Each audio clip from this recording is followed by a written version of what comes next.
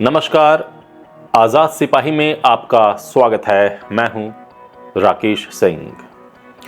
ज़ोहो नाम तो सुना होगा। शुद्ध देसी कंपनी गूगल और माइक्रोसॉफ्ट को दे रही टक्कर।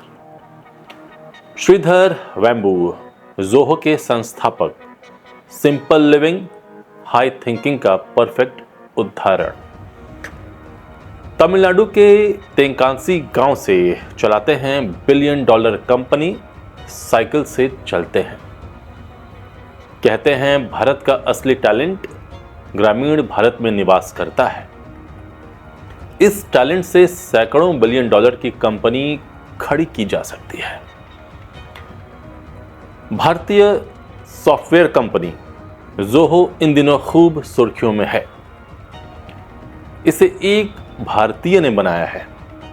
आज यह कंपनी कई देशों में व्यापार करती है, लेकिन अचानक भारत के रेल मंत्री अश्विनी वैष्णव की वजह से यह कंपनी चर्चा में आई। दरअसल 21 सितंबर को शाम 5 बजे प्रधानमंत्री नरेंद्र मोदी ने देश के नाम संबोधन में लोगों से स्वदेशी अपनाने की अपील की थी। इसके अलावा उन्होंने कारोबारियों से भी अपील की थी कि वे स्वदेशी सामान गर्व से बेचें। पीएम के स्वदेशी अपनाओ आह्वान को आगे बढ़ाते हुए आईटी मंत्री अश्विनी वैष्णव ने एक बड़ा ऐलान किया था। उन्होंने बताया था कि वह डिजिटल कामों के लिए ज़ोहो ऐप पर शिफ्ट हो रहे हैं। इस बात की घोषणा उन्होंने अपने एक्स अकाउंट पर की थी और सभी से स्वदेशी अपनाने की अपील भी की थी। अश्विनी वैष्णव ने एक प्रेस कॉन्फ्रेंस में प्रेजेंटेशन दी थी। उन्होंने प्रेजेंटेशन को माइक्रोसॉफ्ट के पावर पॉइंट पर नहीं बनाया था, न ही गूगल पर, बल्कि अपने प्रेजेंटेशन को उन्होंने ज़ोहो के ज़ोहो शो पर बनाया था। इसकी चर्चा उन्होंने अपने प्रेस कॉन्फ्रेंस में भी की, जिसका वीडियो वायरल हुआ था। ज़ोहो टूल्स की मदद से डॉक्यूमेंट्स, स्प्रेडशीट्स और प्रेजेंटेशन बनाए जा सकते हैं। आप इसे MS ऑफिस का भारतीय वर्जन भी समझ सकते हैं। यह भारतीय कंपनी है जो क्लाउड बेस्ड सॉफ्टवेयर और बिजनेस टूल्स बनाती है। यह खास तौर पर छोटे और बड़े व्यवसायों को ऑनलाइन काम आसान बनाने के लिए सेवाएं देती है। यह भारतीय कंपनी है जो क्लाउड बेस्ड सॉफ्टवेयर और बिजनेस टूल्स बनाती है। यह खास तौर पर छोटे और बड़े व्यवसायों को ऑनलाइन काम आसान बनाने के लिए सेवाएं देती है। Zoho CRM, Zoho mail, Zoho books, Zoho projects जैसे प्रोडक्ट्स इसके प्रमुख टूल्स हैं। इनके टूल्स का इस्तेमाल अन्य कंपनियां सेल्स, अकाउंटिंग, मार्केटिंग और टीम मैनेजमेंट और ईमेल मैनेज के लिए करती हैं। ज़ोहो बेहद कम दामों पर एक ही प्लेटफॉर्म पर बहुत सारे टूल्स उपलब्ध करवाता है। यह भारतीय कंपनी ग्लोबल लेवल पर काम करती है और माइक्रोसॉफ्ट और गूगल को टक्कर देती है।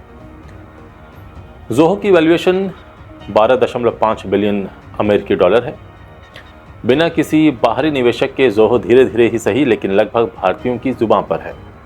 इस कंपनी के फाउंडर हैं श्रीधर वेम्बू, लेकिन उन्होंने इस कंपनी को 28 साल की उम्र में बनाई थी। आज इस कंपनी की वैल्यूएशन $12.5 बिलियन यानी भारतीय रुपए में यह 1.4 लाख करोड़ रुपए है।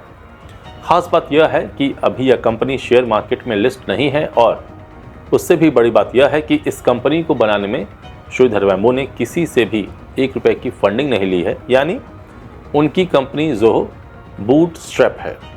बूटस्ट्रैप का अर्थ है ऐसी कंपनी जिसे किसी ने अपनी सेविंग और पर्सनल रिसोर्स लगाकर बनाई हो, किसी भी बाहरी निवेशक से कोई पैसा न लिया हो। वहीं अब कई यूजर्स जीमेल छोड़कर ज़ोहो मेल का इस्तेमाल करने लगे हैं। इसकी वजह है बेहतर प्राइवेसी, मुफ्त सेवाएं और प्रोफेशनल फीचर्स।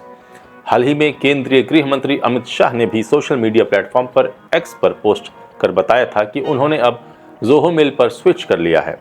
उन्होंने अपना नया ईमेल एड्रेस भी सार्वजनिक किया, जिससे ज़ोहो मेल को लेकर लोगों की दिलचस्पी और बढ़ गई है। श्रीधर वेम्बू का जन्म तमिलनाडु के तंजावुर जिले के एक छोटे से ब्राह्मण परिवार में हुआ था। श्रीधर वेम्बू ने IIT मद्रास से इलेक्ट्रिकल इंजीनियरिंग में बीटेक और अमेरिका की प्रिंसटन विश्वविद्यालय से PhD की है। 1994 में उन्होंने क्वालकॉम में सिस्टम इंजीनियर के रूप में नौकरी करना शुरू किया, लेकिन 1-2 साल नौकरी करने के बाद उन्होंने अचानक वापस अपने देश यानी भारत लौटने का फैसला किया।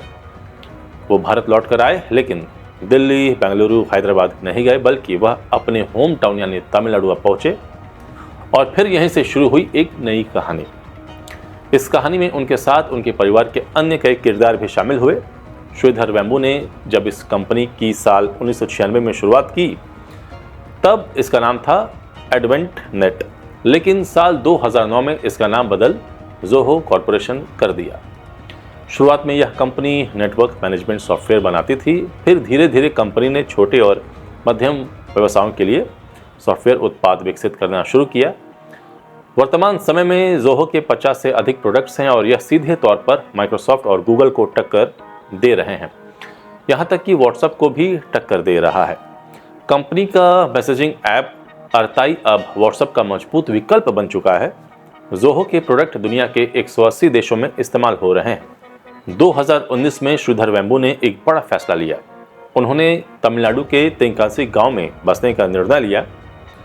लगभग 3 दशक कैलिफोर्निया में बिताने और अपनी कंपनी को आगे बढ़ाने के बाद श्रीधर ने तय किया कि वह किसी शांत जगह पर बसना चाहते हैं। ऐसी जगह की खोज उन्हें दक्षिण भारत के एक दूर दराज गाँव तक लाई। यहाँ कई बीघों में धान की खेती होती है। हरियाली से भरा गांव चेन्नई से लगभग 600 किलोमीटर दक्षिण में स्थित तेंकासी है। वे अब यहीं से अपना बिजनेस चलाते हैं। उनका मानना है कि टेक्नोलॉजी और गांव का विकास साथ साथ चलना चाहिए। श्रीधर वेंबू आज भी बेहद सादगी भरी जिंदगी जीते हैं। उनकी लाइफस्टाइल एक आम गांव वालों की ही तरह है। बंगले की बजाय गांव में एक छोटे से घर में रहते हैं। लग्जरी कार की बजाय आज भी साइकिल से चलते हैं। साल 2021 में भारत सरकार ने उन्हें पद्मश्री पुरस्कार से सम्मानित भी किया था। उनकी कहानी यह साबित करती है कि खुशी पैसे या सुविधाओं से नहीं, बल्कि सोच और दृष्टिकोण से आती है। श्रीधर का मानना है कि भारत का असली टैलेंट गांव में निवास करता है, यानी रूरल भारत में। उनका दावा है कि अगर आप रूरल भारत के टैलेंट को मौका दें तो सैकड़ों बिलियन डॉलर कंपनी को खड़ा कर सकते हैं। कंपनी को फर्श से अर्श तक ले जाने वाले श्रीधर वेंबू इस समय कंपनी के सीईओ भी नहीं हैं, बल्कि वह कंपनी के चीफ साइंटिस्ट हैं। इस समय जोहो के सीईओ शैलेश कुमार टेवी हैं। कंपनी के फाउंडर श्रीधर वेंबू ने जोहो में किसी भी तरह की फंडिंग का हमेशा विरोध किया है। उन्होंने कंपनी को पूरी तरह से अपनी सेविंग और मुनाफे में खड़ा किया है। उनका कहना है कि मेरी माँ बहुत ही साधारण महिला है। मैं ऐसी लाइफस्टाइल नहीं चाहता जो उनके लिए असुविधाजनक हो, यानी अनकंफर्टेबल हो। उन्हें प्राइवेट जेट में मेरे बगल में बैठना नहीं भाएगा। उन्हें बस या ट्रेन की सवारी ही पसंद है। इसलिए मुझे भी प्राइवेट जेट नहीं भाता, न ही मैं उसमें सफ़र करता हूँ।